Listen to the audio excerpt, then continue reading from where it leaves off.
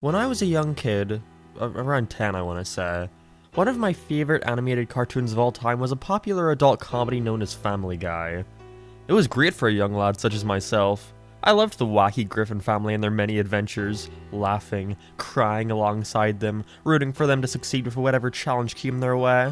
My favorite was always the lovable family dog Brian Griffin. Oh, how I enjoyed watching him struggle to find meaning in his life, to become a better person, creating new bonds with different members of the family. You really did see just how much he cared about each and every one of them, and in return how much they cared about him.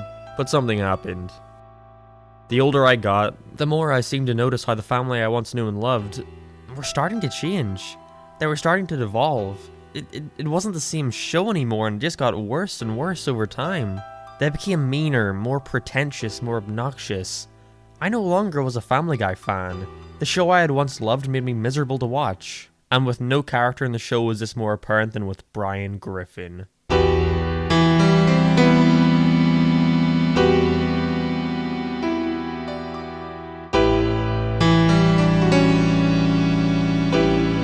Yes, this is going to be a serious character analysis of Brian Griffin from Family Guy, what of it? I think I've made it pretty clear over the years that I have a certain fondness for Brian Griffin. Anyone in here who watches my Twitch streams knows what I mean.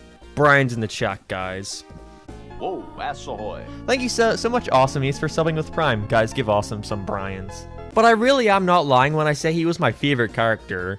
I don't even really know why. I guess he just seemed like the realest, you know, despite being a talking dog. But first of all, did you know that this video was brought to you by Manscaped.com, the premium global brand for men's grooming and hygiene products? The Lawnmower 4.0 trimmer has these ceramic blades with skin-safe technology to reduce nicks and cuts and can easily be replaced, and on top of that is even waterproof so you can conveniently trim in the shower. They also sent me this care package filled with a ton of cool items such as deodorant, cologne, a razor, and even this little thing called the Shears 2.0. Looks like a wallet or something, but bang! An assortment of scissors and files and other useful stuff. And they even give me this cool little bag to keep it all in for traveling. So if you want to join over 2 million men worldwide who trust Manscaped, then get 20% off plus free international shipping when you use promo code LSMark at Manscaped.com. And thanks to Manscaped for sponsoring this video.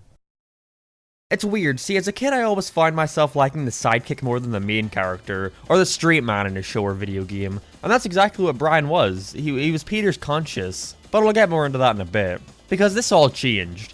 I've been watching a lot of early Family Guy for an upcoming video, and it made me realize just how completely different the show is in the first 3 seasons compared to the current ones. That mainly being that the first 3 seasons were good. But with a show like The Simpsons, this stems from things such as it being obvious that the writers are out of ideas and are just throwing stuff at the wall to see what sticks, therefore putting the characters in scenarios that don't fit them, or just grabbing random residents of Springfield and pairing them together to see what kind of mileage they can get out of it, setting up relationships between people who really should never have met. But with Family Guy, I'd argue it isn't down to any of that. With this show, I believe it's entirely down to the writing, and the attitude that the writers have when, well, writing. And this is all down to one word that you probably get sick of hearing when discussing long-running cartoons, but for the sake of keeping things simple, I'm going to use it anyways. Flanderization. What is Flanderization, I hear you ask? Well, it's a term to describe how over time a once complex and nuanced character can become more and more simplified over the years by exaggerating their essential traits. To give an example based on who the phrase is literally named after, Ned Flanders in The Simpsons. He started as a comedic foil to Homer. The Simpsons family were a lower middle class one, so to bring out the worst in his jealousy and overcompensation, you make his neighbor someone who's simply more well off than he is. Homer is self-indulgent and greedy, so you make his natural enemy a Christian guy who's extremely giving. He wasn't just a religious guy, he was a guy who so happened to be religious. But now that's all they ever seem to do with him. I mean, I can understand why it happens. Shows don't have the same writers forever. So when bringing in new ones, I can imagine they're just given a rundown of what the character is like, who therefore write their version based on that, then new people come in who write a version based on the already simplified version, and that cycle just continues until we have, well, current Brian Griffin. Brian started as an extremely simple character in the earlier episodes of Family Guy. He was the voice of reason, that was all. Brian has almost no story relevance in the first batch of Family Guy episodes. All he's there to do is sit beside Peter, hear what he has to say, and try to set him down the right path. Again, he was the voice of reason. And you know what? I'm glad they didn't stick with that. Because in these earlier episodes, Brian is fucking boring. He's barely a character, he's basically just Peter's conscience. And the writers must have thought this too, because by the end of season 1, they decided they were going to do more with Brian. They would try to expand upon him and set him apart from just being Peter's dog, and treat him more like a member of the family. Starting with season 1's Brian, Portrait of a Dog. Fittingly, the entire plot of this episode revolves around the first time where Brian is directly going against Peter and his wishes. The family needs a new air conditioner, and to raise money, Peter asks Brian to compete in a dog show, with him eventually agreeing, but then going back on it. I like this. It shows a bit of disobedience to the character that was needed, I feel, in making him stand out. There's a scene where Brian directly calls out Peter on the fact that he's incapable of providing for his own family. Oh, look at you, big man. Can't even afford to buy an air conditioner for your family. Jeez, what a bitch. The rest of this episode then continues to delve into this feeling Brian has of being seen as a lesser citizen, just because he's a dog. And while you may think this is just a weekly episode topic that'll be forgotten in the next season, no. They continue to build upon this as time goes on. They start to explore Brian's self-worth and how he believes that his life has no meaning. People who were fans of the original Family Guy, remember when Brian went to a therapist? Yeah, they kind of abandoned that, didn't they? In season 2, Brian started to face a midlife crisis, resulting in him needing to see a therapist in order to see why he's feeling that way. This all culminates in Brian realizing that he's in love with Lois, with him initially trying to completely disregard the idea because Peter is his best friend, but does eventually give in to those urges. He, thinks I'm in love. Oh my God! You can talk! I'd argue that this was Brian's first true standout moment in the series. We see here that he's a real person who's capable of having complex feelings, and not knowing how to handle them. Season 2's Brian in Love is one of the best episodes of the entire series, and it's because it manages to be funny when it needs to be, but knows to take this plot extremely seriously when it needs to. I feel more often than not adult cartoons are afraid to be sincere, or have a heartfelt moment out of fear of boring the audience, or having them feel it isn't edgy enough for their standards. But when they avoid that, I think it creates some of the best episodes in the entire series, as it allows them to tackle serious subjects with some weight. I love how direct they are with it. The episode doesn't now lead into Brian comedically trying to impress or woo Lois, or goes into Peter finding out about this and proceeding to get in a fight with him or anything. Brian just sits Lois down and talks to her. This is one of my favorite moments in the entire show, and it's because this issue is treated with the severity that it needs. We should cherish what we already have, like a very special friendship. Let's say like the one you and I share, that someone like me wouldn't change for anything in the world. That's what I feel Family Guy is missing now. It was about the family. Sure, it was all wacky and cartoony, but most episodes were still able to have that emotional core that tied the insanity together. You know what else was a great episode that perfectly showed Brian's character? Brian Wallows and Peter Swallows from season 3. The Peter plot for this one is completely out there and wacky, which is a perfect balance for how sad and somber the Brian story is. Brian is tasked with taking care of this elderly shut-in, who hasn't experienced the real world in years. And after eventually finding a common interest and growing closer, Brian tries to take her out of her house to experience the world, which immediately leads into her dying. I know, status quo and all. But I don't mind this shift in the plot, as it leads into one of the sweetest moments of the entire show, where Brian tries to show her the life they could have had together while on her deathbed. That's what I loved about early Brian. He was depressed and didn't feel like he had a lot of good in life, but when he tried to find it, he really tried despite his attempts failing. But beginning with season 4 and onwards, they tread on all these same plot points, but in ways that cause Brian to become way more unlikable and unsympathetic. Brian never truly finds love after this. He just dates women way younger than him, purely for their looks. How shallow. And then just continue to make jokes about how shallow he is. Boy, that sure is a great contrast to this. I remember the Lois thing, how Brian accepts that he needs to cherish the friendship he has with her. Nah, in season 4 he straight up just gets in a relationship with her. Yeah, just after a few months of being presumed dead, Peter returns home to find out that Lois and Brian are now together. That sure isn't disrespectful at all. Yeah, that definitely feels in character for both of these guys, makes perfect sense. I think it's fine if they want to revisit this aspect of his character that loves Lois. If anything, I think that's great. Goes to show that he's more complex than initially thought. Just because he's able to hand the rejection at one moment, doesn't mean that those feelings for Lois have gone away completely. But they go way too overboard with it, and it just starts to get sad and weird. Season 6 is Play It Again, Brian. Has Brian take Lois and Peter to the city of Massachusetts. Is Massachusetts a state or a city? I don't know. Where he's going to be accepting an award for a poem he wrote. Very clearly about his affection for Lois. But as it goes on, it focuses more so on the concept that Brian thinks Lois is too good for Peter, who does nothing but ignore her the whole trip. Which results in Brian getting Lois in a room alone with him, where he comes on to her and begs her to kiss him. This is creepy. It's like, fine, I guess, if they want to try and explore this more deranged side to him, the side of him that desperately wants to give in to his urges, but you gotta handle that with some class. In this episode, everything is made way too obvious. Brian is overly nice, Peter is obnoxiously dismissive, and Lois is just somehow oblivious to it all. What I like about Brian and Love is that nobody was acting out of character or exaggerated to the point of unbelievability. Brian was trying to figure himself out, Peter was being a supportive friend to that, and Lois caught on pretty quickly to how Brian felt about her, and that is tackled with the respect it needed. Want to know how the story is resolved here? Because that's a pretty big bombshell you gotta fix. Peter now knows that his best friend is trying to fuck his wife, that's gotta shake up the family dynamic. Peter and Brian have an epic chicken fight, then Brian immediately says sorry and a joke comes to interrupt the scene. That's all. It's just sad. It shows an absolute lack of confidence on the writer's part, where they feel as if actually taking this subject seriously for a few minutes would bore the audience, and so instead they just present the concept, brush over it and move on. Great! Glad to know we can never return to that sort of dynamic again. They've pushed this Lois thing to its absolute extreme, so now they basically have to abandon it. So what have we got left? Well, he wanted to be a writer or something, didn't he? Let's just have him be a writer. And this brings us to the Brian writes a book phase. Despite winning awards and being a successful director for a while, they really start to hammer home this idea that Brian is a hack writer and is egotistical about his abilities. At this point, he just becomes unbearable, it's pathetic. They devote many episodes to showing Brian writing his book and being pretentious about it, thinking it's hot shit, then having it released and actually be shit, and selling no copies. But he had such an ego about it that you don't really care for him. To then eventually releasing a book that performs extremely well, but the theme then goes to his head and he starts acting like a prick to the people around him. Jesus Christ, I can't have anything here, can I? Damned if you do, damned if you don't. He's gonna be an asshole if it comes out, he's gonna be an asshole if it doesn't come out. After his book was written, they really had nothing to do with him. He had been milked dry. He's got no more meaning to search for because he was bad at everything he tried to do. He just becomes so pathetic at this point, it's hard to watch at times. He just sits around the house being an alcoholic and smoking weed. That's his character.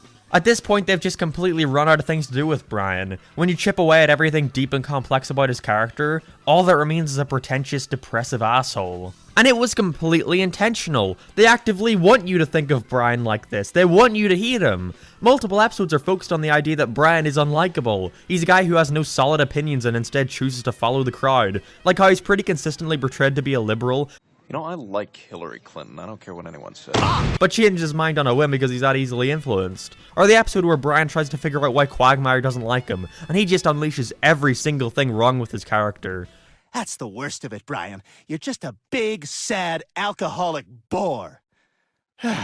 And you know what's funny about it? Not a single thing that Quagmire says here applies to Brian from seasons 1 to 3, meaning that they intentionally went out of their way to make Brian as much of a prick as possible, and then proceed to call themselves out on it. He just becomes a punching bag almost as much as Meg. They just bring him in whenever they want to do a joke about how pathetic his life is. He stops being Peter's best friend and becomes delegated to the role of Stewie's sidekick, because of the popularity to the Road to episodes. And they were good episodes, because it showed you a dynamic that had never really been explored before, and treated the two as equal.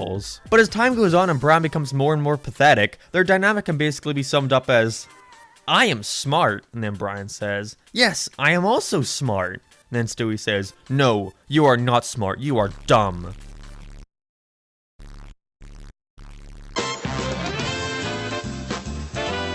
Which makes it all the funnier when they try to be serious with him again. I had already made a terrible video on the atrocity that is Life of Brian a couple years ago, so I'll sum up why it's so awful pretty quickly. It is almost impossible to take a character that for the past 5 to 10 years has been shown as nothing but a pretentious, whiny douchebag, and make me care about him dying. The writers don't even care about him dying. They can't even show the death of one of the main characters without interrupting it with a shitty joke. That guy sucked.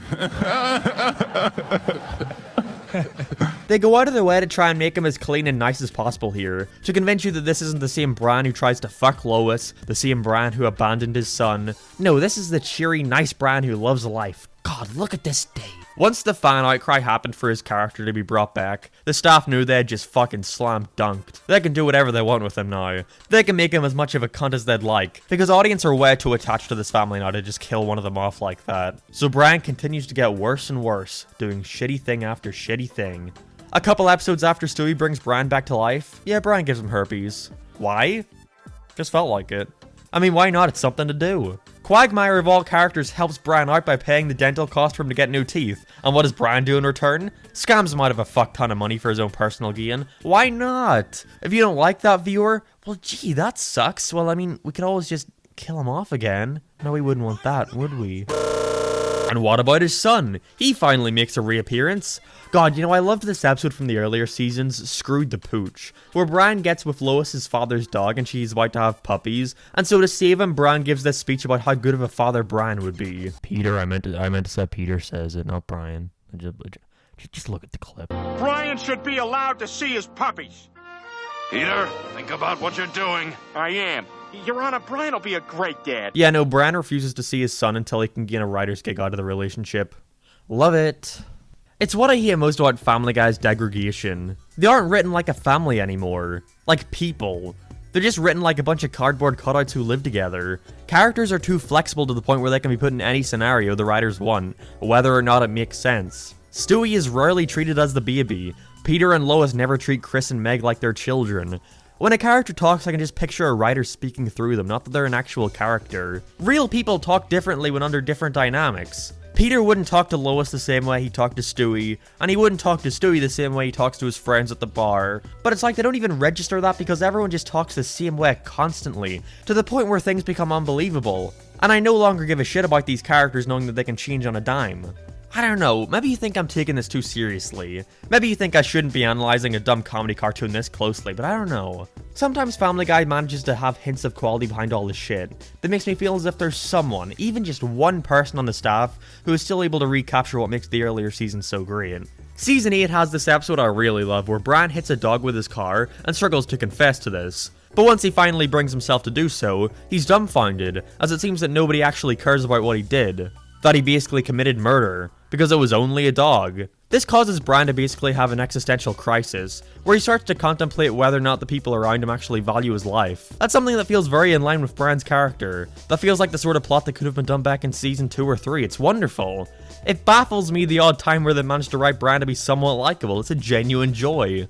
There's this episode all the way in season 18, where Brian gets together with Quagmire's trans mother, who he had previously slept with in an earlier episode and was disgusted by. The episode shows Brian getting over his embarrassment for not wanting to be seen going out with a trans woman, but once he does, he acts like a genuinely good partner for her. Everyone is accepting of it, and he even makes a genuine effort to be nice to Quagmire, who ruins the entire thing by giving her an ultimatum between him and Brian, with her of course picking Quagmire and therefore leaving Brian. He can't even get a win in the times that he's doing something nice. But there's one standout episode that gets talked about a lot in relation to Brian's character, and it's the season 8 episode Brian and Stewie. This episode features no cutaway gags, no characters outside of just Brian and Stewie, and takes place in one central location the entire time. I don't think it's all that amazing.